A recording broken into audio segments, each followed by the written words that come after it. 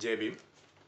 सम्राट वाचनमध्ये हा पहिला लेख आहे. लेखाचं शीर्षक आहे राजश्री शाहू महाराज आणि वेदोक्त प्रकरण. त्याचे लेखक आहेत प्राध्यापक डॉक्टर दीपक राज कापडे.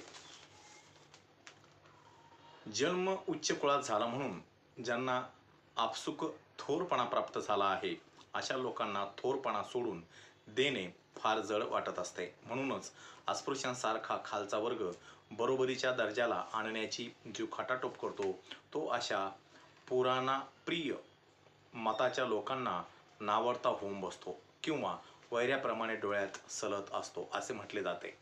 राजश्री शाहू महाराजांनी आपली सामाजिक मते झाकून ठेवली नाहीत.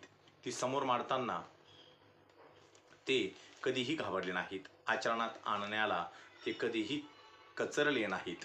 इतकेच नव्हे तर या कामी त्यांनी झालेली निंदा किंवा आलेले आक्षेप त्यांनी मोठ्या आनंदाने सहन केले. शाहू महाराजांचा सर्वात मोठा गुण म्हणजे दूरदृष्टी. पुढचा मागचा दूरवरचा विचार केल्याशिवाय ते कोणत्याही कामात हात घालीत नसत व हात घातला म्हणजे पूर्ण यश येईपर्यंत ते काम चिकाट्याने चालवीत. कामात पुढे येणाऱ्या अडचणी त्यांच्या दृष्टीतूनच सुटत नसत. त्यामुळे त्या अडचणी दूर करण्याची तरतूद ते अगोदरच करीत असत. जे का रंजले गांजले त्याशी म्हणे तो आपुले अशी शाहू महाराजांची वृत्ती होती. कोणीही रंजला गांजलेला येऊ महाराजांना त्याची कीव यायची व त्यांनी त्याला मदत करायची हे ठरवलेलेच होते. समाजातील स्वार्थी, शूद्र व दुष्ट शक्ती एखाद्या व्यक्तीला मानसिक छळ करीत हीन पातळीवर जाऊन करू शकतात याचे उदोक्त उदाहरण म्हणजे राजश्री शाहू महाराजांचा त्यांच्या राज्यातील व राज्याबाहेरील हितशत्रूंनी केलेला अनन्वित छळ हे होय. आपले हितसंबंध धोक्यात आल्यावर तथाकथित सुशिक्षित मंडळी ही डिवचलेल्या नागाप्रमाणे फणा उभारून दंश करण्यास कशी उद्युक्त होतात याचा पडताळा शाहू महाराजांनी सुरू केलेल्या शासन, शिक्षण, समाज व धर्म सुधारणांना परंपरावाद्यांनी ज्या प्रकारे विरोध केला त्याने पाहायला मिळतो. समाजातील मूठभर उपद्रव्यापी लोक शासनकर्त्याविरुद्ध किती कट कारस्थाने करू शकतात व त्याला बदनाम करण्याकरता कितीही पातळी गाठू शकतात याचेही शाहू महाराजांच्या राजवटीत त्यांना ज्या निरनिराळ्या विचित्र प्रसंगांना तोंड द्यावे लागले त्या प्रसंगावरून दर्शन होते. शासनकर्ता हा राजा असो वा लोकप्रतिनिधी असो, त्याला जर आपली धोरणे व कार्यक्रम यशस्वी करायचे असतील तर कारभार यंत्रणेत अशा धोरणांना व कार्यक्रमांना अनुकूल असलेली माणसे असणे आवश्यक असते. याचा धडा शाहू महाराजांच्या राजवटीपासून शिकायला मिळतो.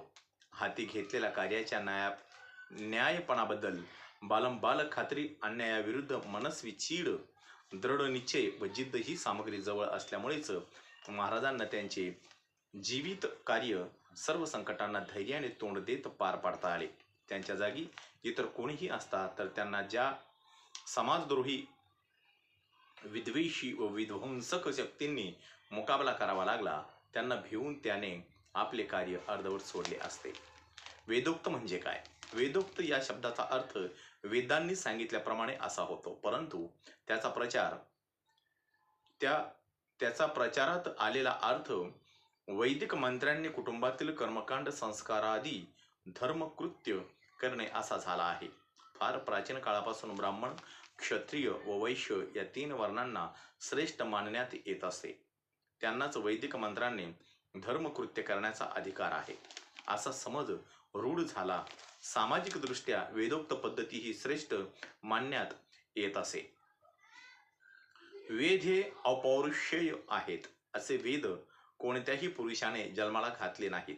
क्षत्रियांचा प्रभाव युद्धात कमी करणे अशक्य असल्यामुळे धूर्त ब्राह्मणांनी क्षत्रियांच्या वैदिक कर्म हिरावून घेऊन त्यांना नीचतर अवस्थेत पोहोचवण्यास आरंभ केला. वैदिक धर्माप्रमाणे ब्राह्मणाचं अध्ययन, यजन, दान, अध्यापन, याजन व पतिग्रह या सर्व कर्माचा अधिकार असून क्षत्रियांना मात्र पहिल्या तीन कर्माचाच अधिकार होता. यास्तव क्षत्रियांचे सर्व संस्कार ब्राह्मण उपाध्यायाच्या पुरोहितांच्या हातून व्हावे लागत. ते क्षत्रिय आणि वैश्यांच्या हातून होऊ शकत नसत. अर्थात ब्राह्मणांना क्षत्रियांची ग्रहकृत्ये वाटेल तेव्हा बंद पाडता येत असत. त्याचा परिणाम असा झाला की ज्या क्षत्रियांनी ब्राह्मणी श्रेष्ठत्वास मान झुकवली नाही, त्यांची मुंज करण्याचे नाकारून त्यांना ब्राह्मणांनी नवीन अशा शूद्र वर्णात पोहोचविले, असे डॉक्टर बाबासाहेब आंबेडकर आपल्या शूद्र पूर्वी कोण होते या ग्रंथात म्हणतात. पृष्ठ क्रमांक 117 वर. ब्राह्मणांच्या या कल्पनेप्रमाणे नंदात क्षत्रिय कुलम, नंदराजानंतर क्षत्रिय उरले नाहीत. कारण नंदाचा निष्पात करून ब्राह्मण राजकारणपटू आर्य चाणक्य अथवा विष्णुगुप्त किंवा कौटिल्य याने मौर्य घराण्याची स्थापना केली. त्याने आपले प्रभुत्व स्थापले आणि चंद्रगुप्त मौर्य आनंद राजाची दासी महानंदा हिचा पुत्र असल्यामुळे नंदात क्षत्रिय कुलम अशी त्याने घोषणा केली. ही उन्मत्त घोषणा करून ब्राह्मण स्वस्थ बसले नाहीत. दुसरी घोषणा केली की कला वाद्य तोय स्थिती कलियुगात फक्त ब्राह्मण व शूद्र हे दोनच वर्ण आहेत. कलियुगात क्षत्रिय व वैश्य या दोन वर्णांचा अभाव असतो हा सिद्धांत मान्य करणारे कर्मठ सनातनी आणि ब्राह्मण वेदोक्त पद्धतीने धर्मकृत्य करण्याचा अधिकार कलियुगात फक्त ब्राह्मणांचा असून शूद्रांसाठी पुराणोक्त पद्धती असल्याचे प्रतिपादन करीत असत. श्रवणाध्ययनार्थ प्रतिषेधा तास्मृत्येश्व या ब्रह्मसूत्रावरील आद्य शंकराचार्याच्या भाष्याचा आधार घेऊन स्मृतीमध्ये शूद्राला वेदमंत्र ऐकण्याचा, वेद अध्ययनाचा, वेदांचा अर्थ समजून घेण्याचा आणि वैदिक क्रमाचाही निषेध सांगितलेला आहे, असे भाऊशास्त्री लेले, विद्यावाचस्पती आप्पाशास्त्री, राशीवडेकर वगैरे पंडितांचे म्हणणे होते. शूद्र वेद श्रवण करू लागल्यास त्याच्या कानात शिशे व लाख ही पातळ करून ओतावी अशी शिक्षा सांगितली असल्याचे भाऊशास्त्री लेले स्मरण करून देत असत. येदी फडके, शाहू छत्रपती आणि लोकमान्य, पृष्ठ क्रमांक 50. वेदोक्त प्रकरणात कर्मठ सनातनी ब्राह्मणांनी केलेल्या भूमिकेमागे एक सिद्धांत होता. वाईयुथ निघणाऱ्या धर्म नावाच्या साप्ताहिकाचे संपादक काशीनाथ वामन उर्फ भाऊशास्त्री लेले यांनी तो स्पष्टपणे मांडला होता. कलियुगात ब्राह्मण व शूद्र हे दोनच वर्ण आहेत. क्षत्रिय वैश्य हे दोन वर्ण मुळीच नाहीत. असल्यास अगदी अपवादात्मक असतील अशा शास्त्र सिद्धांत आहे. धर्म दिनांक 13 जुलै 1905. आपल्या या सिद्धांताला पुष्टी देणारा पुरावा म्हणून लेलेक शास्त्र्यासारखे धर्म मार्तंड श्रीमद भगवताचा, मत्स्य पुराणाचा व वायू पुराणाचा आधार घेत असत. कोल्हापुरातील वेदोक्त इसवी सन 1899 सालच्या कार्तिक महिन्यात पंचगंगा नदीवर राजेश्री शाहू महाराज स्नानासाठी गेलेत. स्नानाकरिता मंत्र म्हणण्यासाठी महाराजांबरोबर एक भटजी होता. त्यावेळी मुंबईचे बुद्धिप्रामाण्यवादी बंडखोर समाजसुधारक राजाराम शास्त्री भागवत ही होते. ते भारतीय विद्येचे गाढे विद्वान व भाषाशास्त्री असून नामांकित इतिहासकार होते. मंत्र म्हणण्यासाठी व त्या मंडळीला आशीर्वाद देण्यासाठी नेहमीप्रमाणे त्यांच्याबरोबर नारायण भटजी नावाचा पुरोहित होता. प्रसंगी असे दिसून येते की तो भटजी स्नान करून न येता आपले पवित्र मंत्र म्हणून कामास सुरुवात करी. हिंदूंची श्रद्धा अशी असते की हे पवित्र कार्य करण्यापूर्वी आपल्याप्रमाणे पुरोहितानेही स्नान करावे. त्या दिवशी नारायण भटजीने स्नान न करता धार्मिक मंत्र व स्तोत्रे म्हणण्यास आरंभ केला. त्याकडे राजारामशास्त्री भागवत यांचे लक्ष गेले.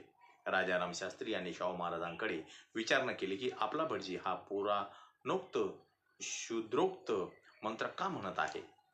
आपण संकल्प पुराणोक्त सांगत आहात, असे शाहू महाराजांनी नारायण भट्टास विचारताच ते म्हणाले, शूद्राला पुराणोक्त मंत्र सांगावे लागतात. वैदिक मंत्र म्हणते वेळी स्नानाची आवश्यकता असते, परंतु या शूद्रांना पुराणोक्त पद्धतीचा अनुग्रह करायचा असल्याने मला स्नान करण्याची आवश्यकता नाही. मात्र वेदोक्त पद्धतीने संस्कार करतेवेळी भटजीने स्नान केले पाहिजे, हे खरे, असे त्याने तावातावाने सांगितले. छत्रपती घराण्याचे धार्मिक विधी करण्यासाठी वंश परंपरेने राजपुरोहितांचे काम शाहू छत्रपतींच्या कारकिर्दीत नारायण सदाशिव उर्फ आप्पासाहेब राजोपाध्ये यांच्याकडे होते. त्यांच्या मार्फत छत्रपती घराण्यांचे धार्मिक विधी करण्यासाठी वेगवेगळे भटजी पाठवले जात असत. नारायण भटजी हे नारायण उर्फ आप्पासाहेब राजू उपाध्ये यांच्या मार्फत शाहू छत्रपती महाराजांच्या पंचगंगेवरील कार्तिक पवित्र स्नानाच्या वेळी हजर होते. त्या नारायण भट्टा भटजींनीच शाहू छत्रपतींना शूद्र ठरवून त्यांचा अपमान केला होता. याजक नारायण भटजीच्या उर्मट आणि बेताल वर्तनाबद्दल आप्पासाहेब राजोपाध्ये यांनी त्यांना जाब न विचारता त्यांच्या या गैरकृत्याला ते पाठिंबा देत होते. शाहू छत्रपतींच्या कानावर नारायण उर्फ आप्पासाहेब राजोपाध्यायांचा या सर्व गोष्टी जात होत्या, तरी देखील महाराज शांत होते. देवधर्म या संबंधीचे कर्मकांड किंवा विविध प्रकारचे धार्मिक विधी करण्याचे पूर्वी त्यांचे अधिकार पूर्णपणे केवळ ब्राह्मण वर्णालाच लाभल्यावर या अधिकाऱ्याचा त्यांनी गैरवापर करण्यास सुरुवात केली.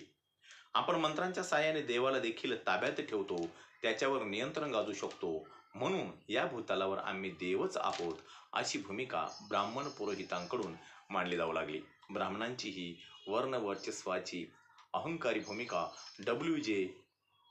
विल्किन्स आपल्या आधुनिक हिंदुत्ववादी या प्रसिद्ध ग्रंथात म्हणतात. या सर्व विश्वावर परमेश्वराचे आधिपत्य आहे, तर परमेश्वरावर मंत्रांचे आधिपत्य आहे आणि मंत्रांवर ब्राह्मणांचे आधिपत्य आहे, म्हणून ब्राह्मणच आमचे देव परमेश्वर आहेत. राजोपाध्ये यांनी शाहू महाराजांसाठी वेदोक्त मंत्र म्हणण्यास नकार दिला. ही गोष्ट काही पंचगंगेच्या घाटापूर्वी ती मर्यादित राहिली नाही, ती संस्थानभर पसरली. प्रजेलाही धक्का बसला. महाराज चिडले नाहीत. राजोपाध्ये यांना तोंडी इशारा दिल्यानंतर त्यांनी काही काळ वाट पाहिली. दरम्यानच्या काळात ऐतिहासिक कागदपत्रांची जुळवाजुळव केली. काही मंडळी सातारच्या महाराजाकडे गेली. सिद्धांत विजय या ग्रंथाची माहिती घेतली. राजोपाध्ये यांनी केलेल्या वर्तनाची प्रतिक्रिया महाराज आज आजमावत होते. आपण जे काही केले त्याविषयी राजोपाध्ये यांना पश्चाताप तर वाटतच नव्हता, शिवाय मोठा संघर्षाच्या तयारीसाठी ते जुळवाजुळव करत आहेत असे महाराजांच्या लक्षात आले. ब्राह्मण समाज राजोपाध्ये यांच्या मागे संघटित होत होता. 1901च्या ऑगस्टमध्ये नारायण भट्ट सेवेकरी या सुशिक्षित पुरोहिताला कोल्हापुरातील पुरोहित वर्गाने बहिष्कृत केले. राजवाड्यावर जाऊन श्रावणी समारंभासाठी त्यांनी पौरोहित्य केले हा त्यांचा गुन्हा ठरवण्यात आला. पन्हाळ्यातील वाड्यावर महाराज मुक्कामाला गेले. तेथे त्यांच्या मातेचे वर्ष श्राद्ध करण्यासाठी महाळसण राजोपाध्ये गेले नाहीत. दिवसेंदिवस राजोपाध्याय आक्रमित होत आहेत आणि घडलेल्या घटनेला धार्मिक आणि सामाजिक कलहाचे व्यापक स्वरूप देण्याचा प्रयत्न करत आहेत, हे लपून राहिले नाही.